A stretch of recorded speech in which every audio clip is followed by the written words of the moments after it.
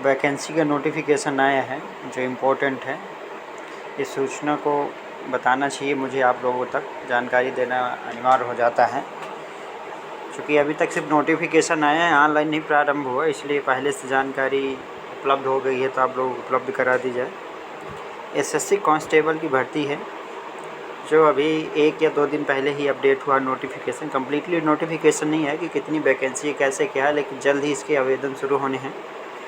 तो इसके पहले जिन लोगों के डॉक्यूमेंट नहीं हो, डॉक्यूमेंट कंप्लीट कराने में डॉक्यूमेंट बता देता हूँ लगभग कब से अप्लाई होना शुरू हो जाएगा। सारी चीज़ें जो संभावना है सारी चीज़ें बता देते हैं हम आप लोगों को।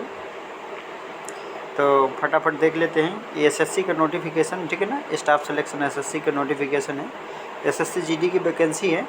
इसमें कई तरीके की रहती हैं, जैसे बीएसएफ हो गया, सीआईएसएफ हो गया, आईटीबी। देखो सीआईएसएफ की अलग से वैकेंसी आई थी, उसका आप लोग अप्लाई करवा दीजिएगा। बाकी एसएससी में अलग रहता है। ये सीआईएसएफ ये जो करते हैं अलग से जो वैकेंसी आती है स्पेशल होती है, ठीक है। इसलिए BSF, CISF, ITBP, CRPF, NCB, ठीक है, एसएसएफ, ठीक है ना, असम राइफल, इस तरह करके इसमें करीब अगर देखा जाए तो 7-8 प्रकार की वैकेंसियाँ रहती हैं जीडी में, ठीक है। और आगे की तरफ बढ़ रही है 2025 वाला नोटिफिकेशन है। एग्ज़ाम 2025 में होना है, अभी नहीं करवाए गए, लेकिन नोटिफिकेशन इन्होंने अभी ही दे दिया है। और क्या क्या ज़रूरी पड़ेगा मैं सारी चीज़ें समझा देता हूँ आप लोगों के लिए, और क्या क्या हो सकता है। तो सबसे पहले इसका आवेदन ही कब से प्रारंभ हो सकता है, यही जानकारी होना अनिवार्य है। तो देखो इसको 5 से दिखा रहा है, ऐसी कोई डेट नहीं है कि 5 से ही होना है इसको, ठीक है। लेकिन संभावना ये है कि 5 से अगर ये स्टार्ट नहीं भी होता तो 15 तक ही अनिवार्यता है। मुझे ऐसा लगता है कि ऑनलाइन शुरू हो जाएगी। और रही बात इसको फॉर्म भरने की या किसकी कितनी फ़ीस लगेगी, तो जनरल ओबीसी ईडब्ल्यूएस जो होगा उसको 100 रुपये देना होगा फ़ीस के रूप में। और जितना फीमेल कैंडिडेट होगा, किसी भी कैटेगरी का हो, एनी वन कैटेगरी, ठीक है ना, उसकी फ़ीस 0 ही रहती है। और आप लोगों को यदि मान लीजिए एससी कैटेगरी का है कोई कैंडिडेट और एसटी कैटेगरी का, तो उसकी फ़ीस 0 रहेगी।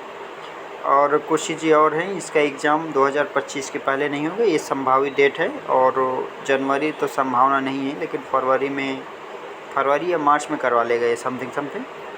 और इसमें कुछ चीज़ें हैं, एज क्राइटेरिया है, कैसे क्या है, सारी चीज़ें क्या अलग अलग स्टेट से आएंगी, सारी चीज़ें देख लेते हैं। एज क्राइटेरिया ये है कि आपका 18 से 23 साल मैक्सिमम होना चाहिए।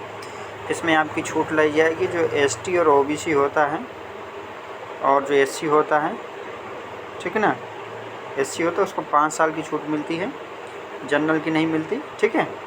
तो देख लेंगे 18 से 23 साल के बीच में, फिर 5 साल की छूट दे देंगे, समथिंग 26-27 या 28 तक समथिंग पहुंच जाता है। लेकिन किसी किसी का क्राइटेरिया के अकॉर्डिंग नहीं ले लेता, और जो नौकरी कर रहे हैं उनको अलग से छूट दी जाती है, वैसे नौकरी करने वालों को इसमें नहीं लिया जाता। सिर्फ क्वालिफ़िकेशन क्या है इसकी भी जानकारी दे देते हैं हम। क्वालिफ़िकेशन सिर्फ 10वीं पास लेता है, ज़्यादा नहीं लेता है, फालतू के ज़्यादा ताम झाम नहीं करता। हाइट वाइट के बारे में सारी चीज़ें मैं समझा देता हूँ आप लोगों को, हाइट कितनी लगेगी, कैसे क्या रहेगा, ठीक है। तो हाइट इसमें 1.68 ही लेता है, लेकिन वो उसको भी मैं कम्प्लीटली दिखा देता हूँ कितना लेगा और कैसे क्या रहेगा, देख ले दो, ठीक है। कैटेगरी है, अलग अलग कैटेगरी का है, जनरल फीमेल है, ठीक है। हाइट है, जैसे ओबीसी और एससी है 1.70 लेगा, एसटी वाले की 1.62 यानी 62.5 लेगा, समथिंग 63 होना चाहिए। जो फीमेल कैंडिडेट है उनकी 1.57 लगेगी, और एसटी फीमेल कैंडिडेट है उनकी 1.50 लगेगी, ठीक है।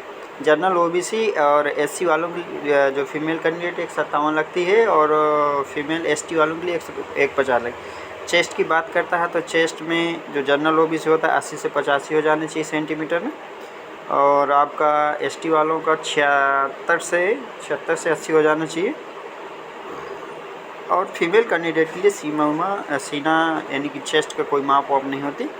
रनिंग की बात करता है तो जो ओबीसी और एससी होता है उसको 5 किलोमीटर 24 मिनट में दौड़ना होता है, और एसटी वालों को 5 किलोमीटर 24 मिनट में, इनको भी सेम कैटेगरी होती है। फीमेल को कम दौड़ना 1.6 किलोमीटर 1.5 सेकेंड में, 1.6 किलोमीटर 8.5 सेकेंड में। एससी ओबीसी वालों को, जनरल वालों की फीमेल कैंडिडेट जो है, और एसटी वालों को 1.6 से 8.5 मिनट। रनिंग में किसी को कोई छूट नहीं मिलती, सेम कंडीशन रहती है, ठीक है, फीमेल वाले के लिए भी मेल वाले के लिए। चलो आगे देख लेते हैं इसमें क्या क्या डॉक्यूमेंट की आवश्यकता पड़ेगी, डॉक्यूमेंट के बारे में भी जान लो। देखो सबसे पहले तो एसएससी में ओटीआर होना चाहिए, ठीक है। एसएससी का ओटीआर होना चाहिए, नहीं है तो आप लोगों को करवाना पड़ेगा। ओटीआर के थ्रू ये फार्म भरेगा। ओटीआर में फिर इसके बाद आपको क्या करना पड़ेगा, जो आपकी फ़ोटो लगेगी वो लाइव फ़ोटो लगेगी। मैं बता देता हूँ, अभी फ़ोटो आपको लाइव लगवानी पड़ेगी।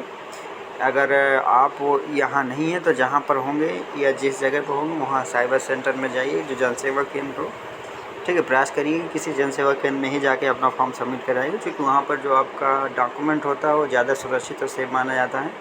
किसी नॉर्मल साइबर कैफ़े में जाएंगे तो उनको साइबर सिक्योरिटी के बारे में जानकारी नहीं रहती, जो नॉर्मल साइबर कैफ़े होते हैं, ठीक है। अब जितने भी जनसेवा केंद्र उनको कंपलसरी कर दिया गया है कि जो साइबर सिक्योरिटी है उनको विशेष करके ध्यान देनी पड़ती है, उनको सर्टिफिकेट भी लेना पड़ता है, ठीक है, सिक्योरिटी के रूप में। और उसमें कुल मिला के जनसेवा केंद्र में ऐसा हो जाता है कि आप यदि किसी जनसेवा केंद्र से भरा रहे हैं तो आपका डाटा कभी भी लीक नहीं होता, ना वो किसी को दे सकता है, ठीक है। हाँ, पर जैसे आप फॉर्म सबमिट वहाँ पर कराने जा रहे हैं तो सारी जिम्मेदारी आपकी होती है कि आप अपना सारा डॉक्यूमेंट जो भी डिटेल भरा रहे हैं अपनी डिटेल को अच्छे तरीके से वेरीफाई करने के बाद ही सबमिट कराएँ, ठीक है। और जो नॉर्मल साइबर कैफ़े होते हैं उनमें आप प्रयास करिए कि ना जाइए, क्योंकि उन लोगों को साइबर सिक्योरिटी के बारे में कम जानकारी रहती है, उनके पास बहुत सारे सर्टिफिकेट भी नहीं होते। चलो खैर, ये तो खैर अलग मैटर हो गया, जो जहाँ पे चाहे वहीं पे भरा सकता है। ऐसी कोई ये नहीं है कि नहीं, बिल्कुल नहीं भराना, लेकिन भरवाइएगा वहीं पर जहाँ विश्वास पात्र हो, जिसको जानते हो, ठीक है। और आगे एसएससी रजिस्ट्रेशन मैंने बता दिया आप लोगों को, ठीक है। और आप लोगों को जीडी के लिए रिक्वायरमेंट है भी बता दिया मैंने, इंस्ट्रक्शंस बाकी बता ही दिया है। फ़ोटो आपको खिंचाने के लिए वहीं उपस्थित होना पड़ेगा। और इसका अभी लिंक एक्टिवेट नहीं हुआ अभी तक, तो अभी लिंक एक्टिवेट भी नहीं होगा, ये सितंबर में लिंक एक्टिवेट होगा, ठीक है। तो आप लोगों को क्या करना है, जिन लोगों ने अभी तक हमारा यूट्यूब चैनल सब्सक्राइब नहीं किया है तो क्या करेगा, यूट्यूब चैनल सब्सक्राइब कर लेगा। मैं प्रयास करूँगा कि वैकेंसी जैसे ही वैकेंसी आती जाएंगी मैं आप लोगों को नोटिफिकेशन देता रहूँगा। और कैसे फॉर्म भरना है इसकी भी जानकारी मैं बता दूँगा, इसमें कैसे भरे जाने हैं। मैं एक भी दूसरा वीडियो भी अपलोड कर दूँगा, तो आप लोग उस वीडियो को देख करके आसानी से अपने फॉर्म भर लीजिएगा। घर में भर सकते हैं, वो सबसे बेस्ट रहेगा, नहीं फिर जनसेवा केंद्र में जा कर के कहीं भी किसी भी जगह अपना सबमिट करा लीजिए, ठीक है। आज के लिए इतने ही, और सब लोग चैनल सब्सक्राइब करिए, वीडियो को शेयर करिए, ठीक है। Bye, take care.